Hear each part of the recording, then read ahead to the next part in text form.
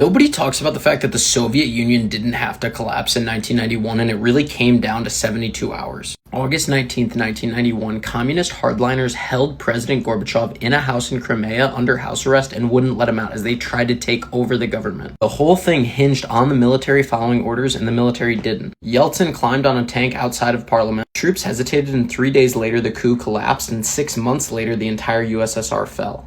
But let's flip that. Let's say President Gorbachev's reforms land differently. He already had a real plan on the table called the 500 Days Plan. This was from 1990. The idea was to marketize the entire economy while maintaining the one-party system. China, anybody? Here's the interesting thing. The projection of what the USSR into the future would have looked like is not Cold War forever. It's politics closed, it's closed to Western ideas, but it's open to markets. So in real life, what probably would have happened if the USSR stayed around is the same actions, but that's boring. Let's think of a different way. What if in the 90s, the Russians and Americans pointed the guns at each other once again and upped the ante? In Pax Historia, you can play out this reality. You can play as America or as the Soviets and go to war with one another, making the real decisions that each president would make.